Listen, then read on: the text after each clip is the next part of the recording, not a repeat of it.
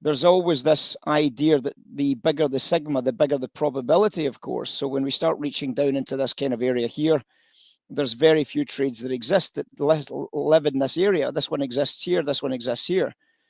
But the one that got me excited was this one here. Now, why did that one get me excited? Because this one lives in a very different environment to these ones. This one lives, this is a sell trade, and one would imagine with a 99% certainty or a 95% certainty, the idea is, of course, you're ending up with basically the Z score. So the reason why this one is really exciting is because this was a sell in a sell trend.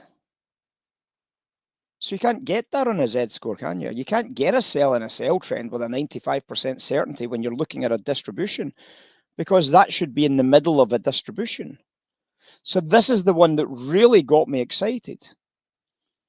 So when we look at the trade idea there, we recognize that that's a 95% certainty in a sell trend, and this is a near 100% certainty in a buy fade.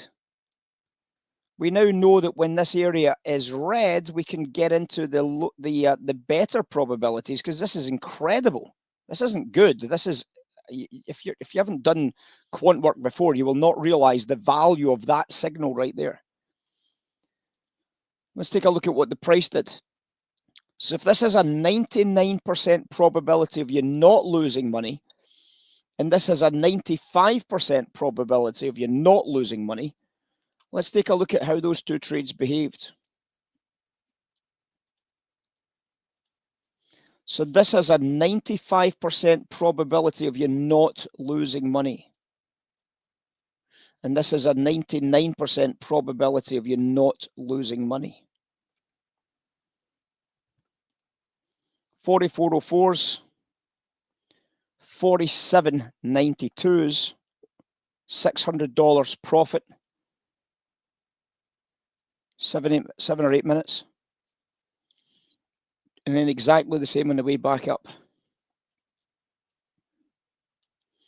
$1,000 round trip with a 95% probability on those trades. I am a very happy chappy this morning. So welcome in, guys. Let's get through the news, and we'll see where we come up with, what we come up with. We have had quite a lot of numbers out this morning. We had the Chinese CPI numbers. I mean, obviously, one might imagine, well, what the hell are we talking about today? What is the drivers? Of course, the Houthi suggestions of retaliations against UK and US legitimate targets, and obviously that's caused the latest rally in oil prices. There's always got to be some sort of crisis that keeps oil prices going, right? So when there isn't one, it's time that we caused it. It's time that somebody somewhere caused it. And obviously, one might imagine that if we're going to be talking about higher oil prices and supply chain problems, there is one or two major benefactors of that. And that's always the question that I have to ask as a military strategist, or as a politician, or as a trader. Who is there to benefit from this? Who are the people most likely to benefit from this narrative? And of course, the most likely benefactors would be the Iranians, interestingly enough, and of course the Russians, interestingly enough, and of course any oil exporters, interestingly enough. So, in other words, are the Houthis just a pawn being used by the bigger powers to create conflict in the region? My suggestion is probably, almost definitely, yes. Perhaps somebody's got a different political perspective of it or strategic perspective of it, but I think they're pawns being used to again create more crisis, to again divert resources, to again cause oil prices to rally from what should have been realistically a break below 70 and a nice hold below 70 back to $75 a barrel. And when we're talking about a rise of $5 per barrel, and we're talking about 3 million barrels a day or whatever, a rise of $5 on 3 million barrels could be somewhere in excess of course, $15 million extra per day, 7 days of that, and we're at $100 million a week extra, $100 million a week extra.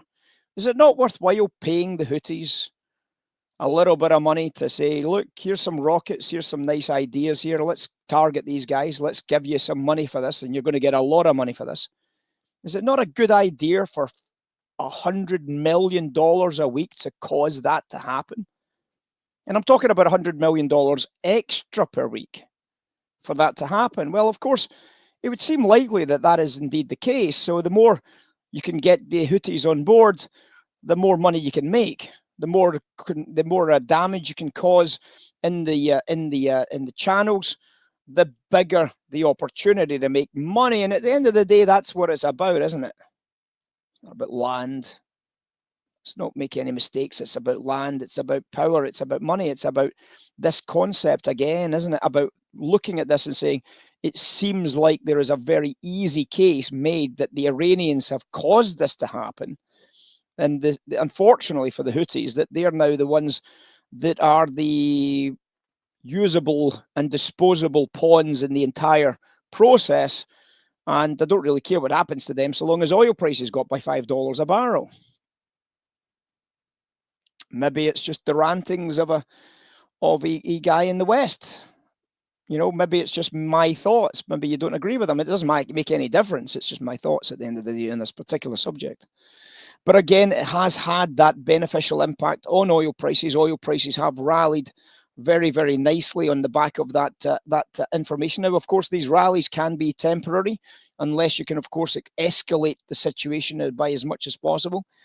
So they can be temporary, but at least we can recognize that they are existing in and around this world.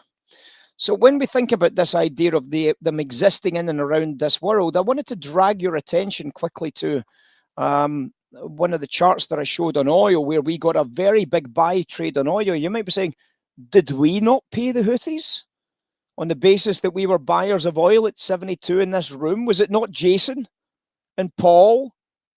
Was it not Jason and Paul that paid the Houthis to launch an attack based on the fact that they were long oil at 72 bucks off of last night's RGL? Perhaps it was. Perhaps it's exactly what happened. But let's dive a little bit more seriously into that question when we look at a relative value narrative. But let's get through the other numbers first before we do that. So this morning in the overnight session, we had the Chinese CPI numbers. They came in better than expected. They were expecting to drop by 0.4. They came in at 0.3. PPI numbers also came in a little bit lower. It's 2.7, but still better than prior of -3. Chinese trade balance was again higher at 541 billion. And then in the dollar-denominated trade balance, it was down slightly from the forecast. In terms of the UK GDP numbers came in hotter than expected at 0.3%. Forecast was 0.2. Construction output was down a little bit. Goods trades balance number was better. Industry index of services was worse. Industrial production was in line with, and manufacturing production was better. So we got better numbers from the UK. That's the first time we've seen these industrial and manufacturing numbers coming out from anywhere that's a little bit better. So that's a good positive sign. And we can understand that equities might have, in a normal environment, have had a reasonable response to that. New loans in China did see a substantial contraction on the forecast, but it was still better again than expected. Chinese money supply was also softer. We're coming into an inflation print. Remember, PPI numbers this afternoon, 0.2 and 0.1. Remember the US CPI numbers of yesterday. So obviously, when you're looking at inflation numbers, we did see hot prints, and that had a disastrous impact on equity prices. So we have that same warning today on your PPI numbers that if we get another hot print, this is starting to build a picture, and that's not going to be good. Please make sure you understand that. Make sure you get a handle on exactly what the hell is even happening. Okay, so let me just talk about this oil trade from last night.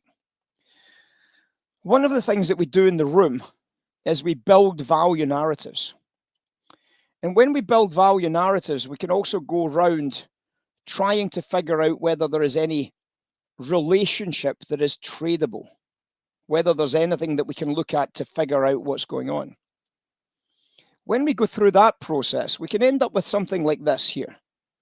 This is the crack spread.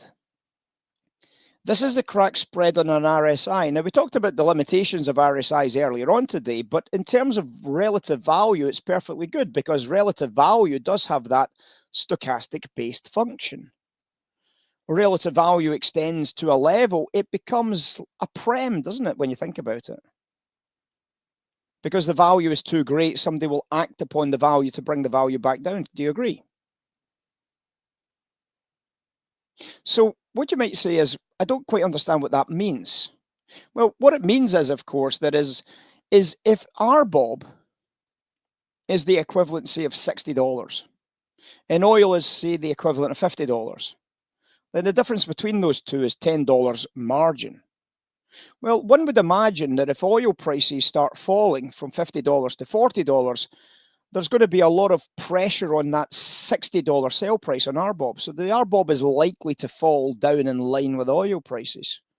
Likewise, if there's massive demand for RBOB from $60 to $70, then everybody's going to be seeing the refiners making that extra $10 margin and saying, I want some of that, please. And the oil sellers are going to demand a higher price. So the oil sellers are going to drive the oil price from $50 to $60 to take the $10 margin back into the process. Yeah. So when we look at the RSI, we're looking at that idea. We're looking at this idea that there is a stochastic function that we can try and establish. Looking at the RSI on the crack spread, we can then establish when we see the RSI on RBOB, we can recognize that when the RSI in RBOB and the RSI on the crack spread is divergent, substantially so, that there is something not right. If the RSI on the spread is a lot higher, that suggests that there is a problem. Now, it doesn't mean the problem is bullish or bearish at this stage. It just means there's something not quite happening when there's a big gap between these two products. So when we look at what causes the gap between these two products, and obviously if we're looking at this line and this line, what causes a gap between these two products must be oil prices. We now have a three-line narrative that gives us extremes. So when I look at oil prices in terms of this storyline, and I now look at that, I now have a trade. Put simply, I have a trade. If I have the black line into the bottom edge, and the blue line above me, and the orange line well above me, because that's probably how it works, that's exactly how it works actually, then I have a trade. Simple as that. I've got a bit of business. Well, interestingly enough, that exact event took place at exactly this point here. This is a 15-minute chart. What exactly is that point? Exactly what is that point?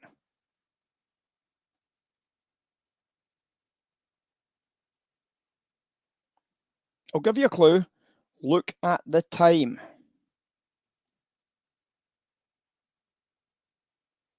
It's cash settlement on oil, right?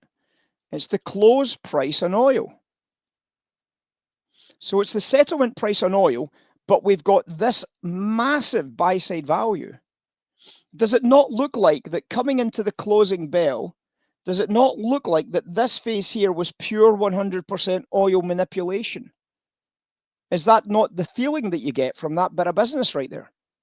That is 100% oil manipulation to get a settlement at a lower price point. So if the price were to break above the RGL, would you not automatically be a buyer? Would you not be incredibly excited to be a buyer?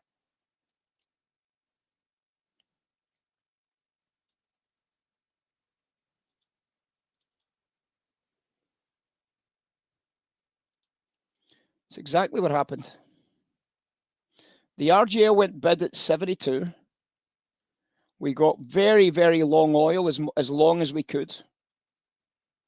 And we were able to take oil from $72 a barrel to $75 a barrel this morning for $3,000 per contract.